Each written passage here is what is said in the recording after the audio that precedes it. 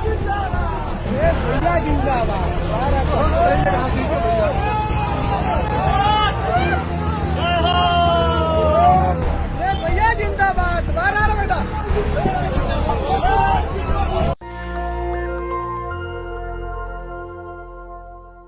नमस्कार, मैं शंभू कुमार सिंह और आप देख रहे हैं नेशनल दस्तक। मैं कह रहा हूं कि अखिलेश यादव, मायावती, तेजस्वी यादव, हेमंत सोरेन, जितने बहुजन लीडरशिप वाली पार्टी है, इसको वोट मत दीजिए, बिल्कुल वोट मत दीजिए। पता है क्यों? इन लोगों को लगता है कि इनके धार्मिक राजनीति से इनको वोट मिलेगा। वहीं बीजेपी और Congress SC ST OBC minority की राजनीति कर रही है।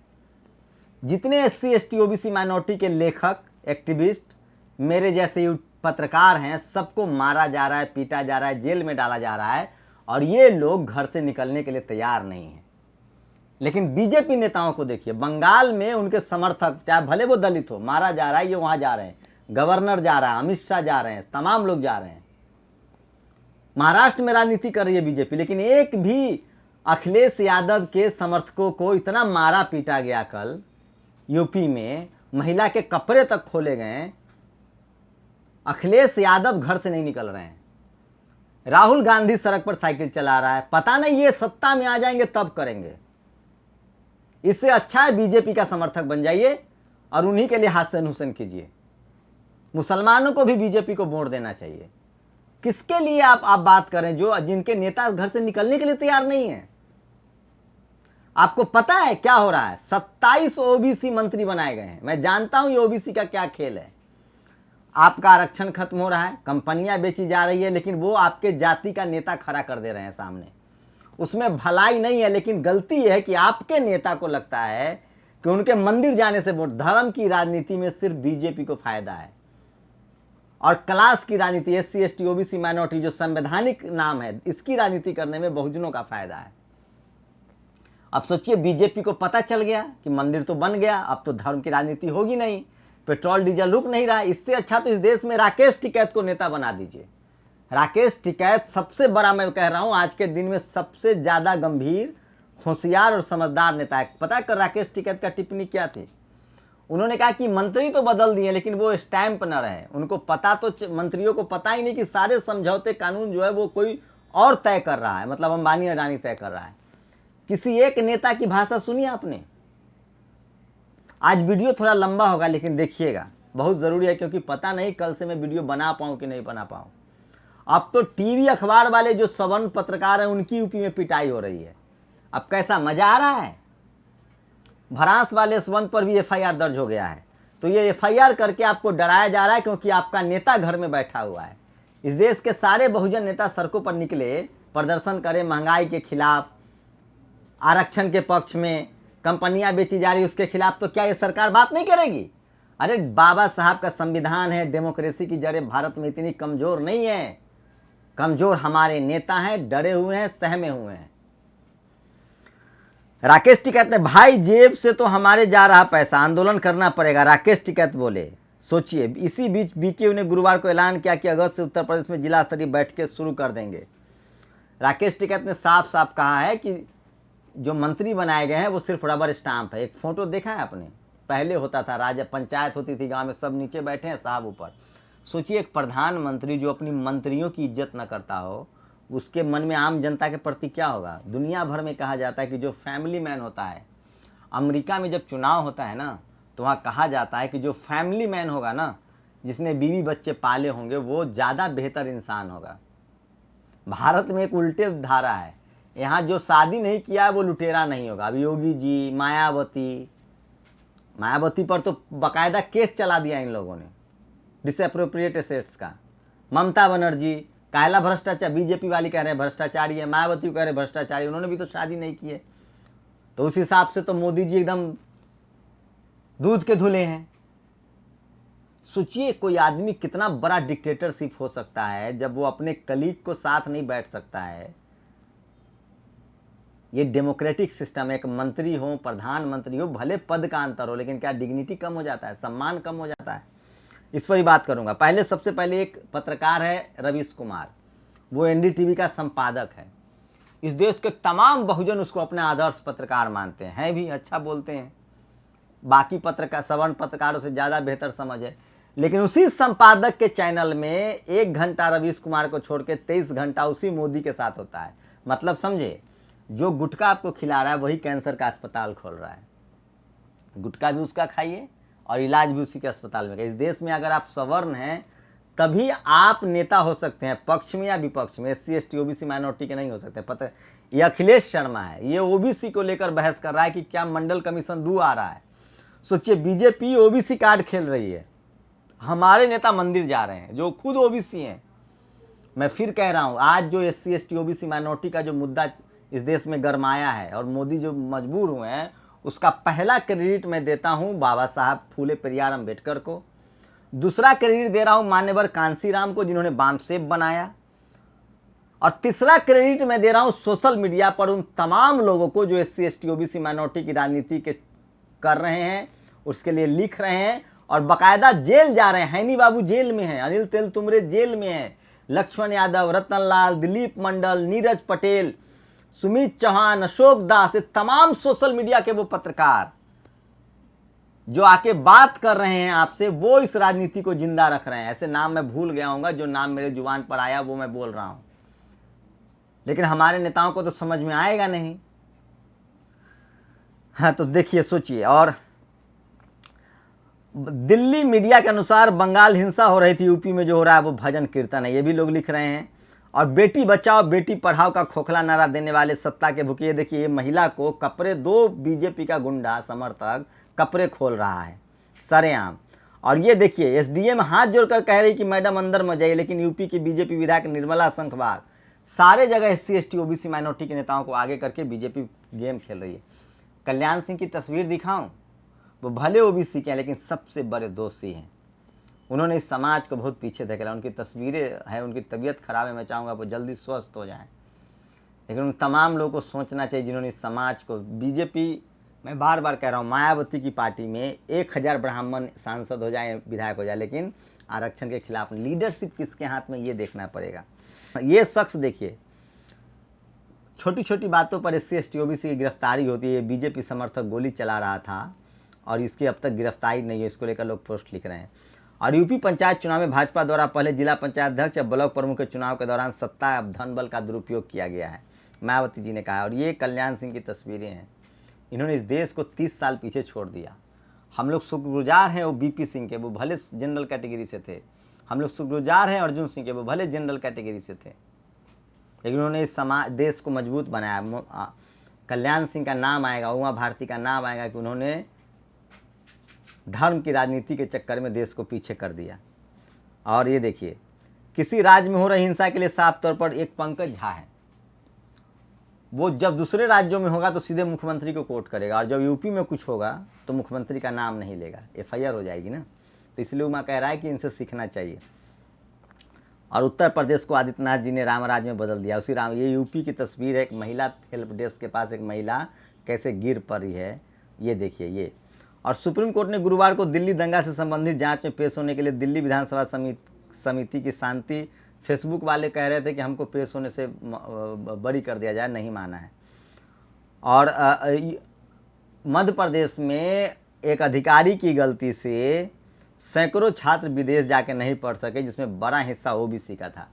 तो OBC के नेताओं को मंत्री बनाया जाएगा आपको दिखाने के लिए, लेकिन आपको आपका आरक्षण, आपका कॉलेज, पढ़ाई लिखाई, सोचिए अफसर की मनमानी की वजह से CM श्री चौहान शिवराज जी अग्रवाल साहब के खिलाफ कार्रवाई करे। ऐसा अधिकारी जो OBC की तरक्की के रास्ते में जानबूझकर रंगा आ रहा है, उसे किसी भी जिम्मेदारी के पद पर रहने का अधिकार नहीं। इस अधिकारी के खिलाफ CM कार्रवाई करे, OBC पक्षधारिता का प्रमाणित करें। ऐसी खबरें हैं। पिछड़ा वर्ग के विद्यार्थियों की ट्रेनिंग और विदेश अध्ययन योजना के लिए बच्चों को बाहर भेजा जाता है। मध्य प्रदेश सरकार ने बजट में 19 करोड़ रुपए रखा था, बाद भी कमिश्नर अग्रवाल ने एक भी विद्यार्थी को मंजूरी नहीं दी। आपको पढ़ने लिखने दिया जाएगा।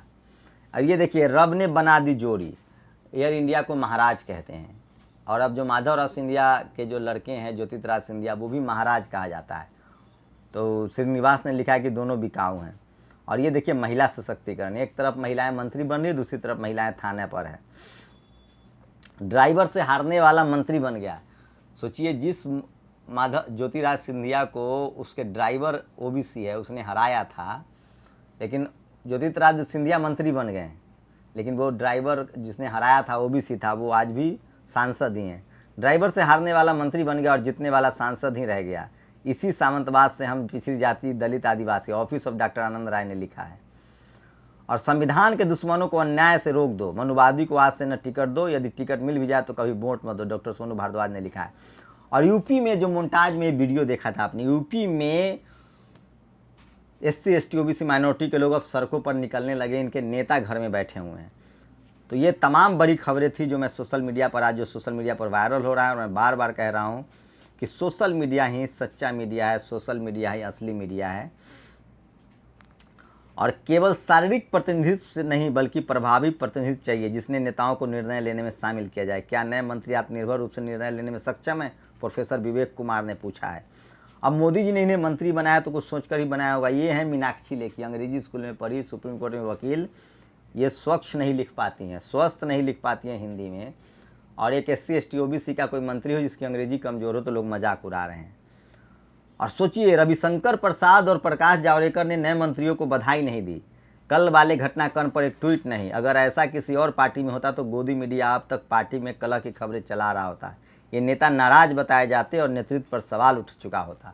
यू सिंह ने लिखा है। और 8.5 महीनों तक उनकी जमानत नहीं होने दी गई। 28 दिनों तक उनको सीपर और स्ट्रॉ तक देने से इनकार किया। 4 हफ्ते तक उनका इलाज नहीं होने दिया गया। और आपको लगता है कि कल उनकी मौत हुई है? ऐसी पत्रकारिता अब एक बड़ी घटना है। मिड डे ने खबर की है, you thought he died yesterday. आपको लगता है वो कल मरे? फादर स्टेन को लेकर है। और देसाई जेल से बाहर, जांच एजेंसी बेखबर। 7800 करोड़ हम लोग को रोज जेल में डाल दे रहे हैं। 7800 करोड़ घोटाले का आरोपी को जमानत मिल गया। सुप्रीम कोर्ट में शपथ पत्र लगाया तो खुलासा, और एजेंसी को पता ही नहीं है। ये रवीश कुमार ने इस खबर को शेयर किया है। और ये देखिए, लोकतंत्र में भारत में मोदी शासनकाल की अवध तस्वीरें। प्रधानमंत्री अपने मंत्री परिषद का केवल प्रधान होता है, न कि सरकार का राजा या सर्वेसर्वा। मगर नरेंद्र मोदी सरकार ऐसी तस्वीरें जारी करती है जैसे नरेंद्र मोदी सर्वेसर्वा और बाकी मंत्री उनके नौकर चाकर। नरेंद्र मोदी की ऐसी हरकतें भारतीय लोकतंत्र के चेहरे पर तमाचे की तरह। शर्म कीजिए मोदी जी। जितेंद्र नारायण ने लिखा, इनको जेल में डालिए। और मोदी जी ने सर्वे कराया, चौंकाने वाला परिणाम मिला। उन्हें मालूम हुआ कि अर्थव्यवस्था को खुद मोदी जी ने नोटबंदी और GST से बहुत पहले मार दिया था। मुझे कहा गया कि लाश में तेल और घी लगाते रहने के लिए। राजनीति में लाश का बहुत महत्व है। मैं मरी हुई अर्थव्यवस्था की लाश को सड़ने नहीं दूंगी। अगले चुनाव से ठीक पहले मुझे हटाया जाएगा। जनता को वैसे भी अपनी अपनी जाति का मंत्री तो मिल ही गया है। ऑक्सीजन सिलेंडर किसे याद है? कुर्मी मंत्री से खुश है, यादव मंत्री से खुश है, ब्राह्मण मंत्री से खुश है, पासवान मंत्री से खुश है। एक दिन सब मरेगा, सबकी बारी आएगी। पंकज के चौधरी ने लिखा है। और याद है आपको पनामा पेपर? जितेंद्र नारायण आगे लिखते हैं, देश जाए भाड़ में। नरेंद्र मोदी ने ED CBI सहित सारी एजेंसियों को अपने राजनीतिक विरोधियों का गला घोटने और अपनी सत्ता सुरक्षित करने में लगाया हुआ है। और जनगणना तो हर 10 साल में होता है। अब DNA टेस्ट होना चाहिए, सारे घुसपैठियों की पहचान हो जाएगी। क्या बोलते हो? और मुनव्वर फारूकी चुटकुला कहता है और गिरफ्तार हो जाता है। शर्जील इमाम चक्का जाम करने की बात करने पे UPA लग जाता है। उर्दू नाम वाले निष्पक्ष पत्रकारिता करते हैं और गिरफ्तार हो जाते हैं। और राम गोपाल मुल्लों को काटने की बात करता है, आज़ाद घूमता है। नरसिंह आनंद MU को बम से उड़ाने की बात करता है और आज़ाद रहता है। और एक और न्यू नॉर्मल, ये देखिए, ये महिला पत्रकारों की पूरी टोली है मंत्रियों की, और ऊपर महिला के कपड़े खोले जा रहे हैं। और दिलीप मंडल आगे लिखते हैं, ब्राह्मण सभा की बैठक में OBC राजनीति पर चर्चा करते भट्ट, अग्निहोत्री, शुक्ला और तिवारी। ये रवीश कुमार के चैनल की हालत है। SC ST OBC तो सिर्फ सब्जेक्ट मैटर है, प्रयोगशाला की सामग्री। वित्त, विदेश, सड़क, परिवहन, भारी उद्योग, संसदीय कार्य, कोयला और खान जैसे मंत्रालय ब्राह्मणों के पास हैं। PMO से लेकर न्यायपालिका ब्राह्मण के कब्जे में है। कभी चर्चा हुई? इलीट वही होता है जो चर्चा करता है, और लेकिन जो चर्चा का विषय नहीं होता। चर्चा का विषय हमेशा नीचे माने गए लोग होते हैं। अध्ययन समस्या का होता है और आप चर्चा हो रही है, इसका मतलब है कि आपको समस्या माना गया है। मिसाल के तौर पर इंडस्ट्रियल रिलेशन में मजदूरों के मनोविज्ञान की पढ़ाई होती है, मालिकों का मनोविज्ञान नहीं पढ़ाया जाता। अगर किसी दिन टीवी पर इस तरह 5 कुशवाहा या 5 अहीर, पटेल या पासवान या जाटव, मीना या कुम्हार या अंसारी चर्चा करते दिख जाए तो कितना कोहराम मचेगा। सोचिए, OBC की 19 जातियों का प्रतिनिधित्व दिया गया। इसको चर्चा करने वाला एक अखिलेश शर्मा ब्राह्मण, गीता भट्ट, विनोद अग्निहोत्री, ब्रजेश शुक्ला और बद्री नारायण तिवारी, ये पांचों इस पर चर्चा कर रहे हैं। सोचिए। और भाजपा के प्रवक्ताओं और टीवी एंकरों ने जिस प्रकार वर्तमान केंद्र सरकार के मंत्रियों की जातियों का विज्ञापन किया, उससे यह तथ्य स्वतः प्रमाणित हो गया कि हिंदू समाज एक अखंड एकांगी समूह नहीं है। हिंदू हजारों जातियों में बटा और 7 वर्षों तक इन जातियों का प्रतिनिधित्व सरकार में नहीं था, प्रोफेसर विवेक कुमार ने लिखा है। और एनडीटीवी इंडिया पर अखिलेश शर्मा शाम को एक शो होस्ट करते हैं। आज उस नियमित शो का शीर्षक था मंडल दौर की वापसी। उस शो में चर्चा में भाग लेते हुए वरिष्ठ पत्रकार विनोद अग्निहोत्री ने कहा कि निश्चित रूप से ये मंडल 2 की वापसी है।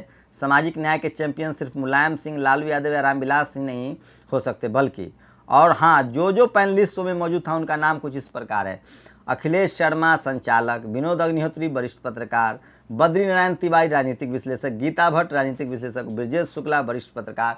इसमें कॉमन पता है क्या है? 5 ब्राह्मण हैं। और इस तरह ब्राह्मणों की महासभा में प्रधानमंत्री नरेंद्र मोदी देश के पिछड़े दलित अल्पसंख्यकों के सबसे बड़े मसीहा साबित हुए। ये रवीश कुमार के चैनल का हाल है। और ये देखिए हरदोई में किस तरह से बीजेपी के गुंडों ने बदमाशी की, और ये देखिए किस तरह से महिला का तस्वीरें। और 2007 में हरियाणा के मिर्चपुर में वाल्मीकि समाज के घरों को जलाने वाले 20 दबंगों को सुप्रीम कोर्ट ने दी आजीवन कारावास की सजा। इस खबर पर सब जगह चुप्पी है, इसे दिखाने की जरूरत है। और भ्रांस पर भी योगी राज में मुकदमा हो गया, यशवंत सिंह पर मुकदमा हो गया है। तो ये आज की कुछ बड़ी खबरें थी जो मैं आपसे शेयर कर रहा था। मैं फिर कह रहा हूँ, ये वो खबरें हैं जो आपके लिए बहुत ज़रूरी है। अपनी प्रतिक्रिया जरूर दीजिए। शुक्रिया। नेशनल दस्तक की आपसे गुजारिश है कि अगर इसको बचाना चाहते हैं तो नेशनल दस्तक को सब्सक्राइब करने के लिए रेड कलर के सब्सक्राइब बटन को दबाएं, फिर बेल आइकन की घंटी दबाएं। नेशनल दस्तक को बचाने के लिए बहुत जरूरी है कि हर खबर को शेयर करें, लाइक करें, कमेंट जरूर करें।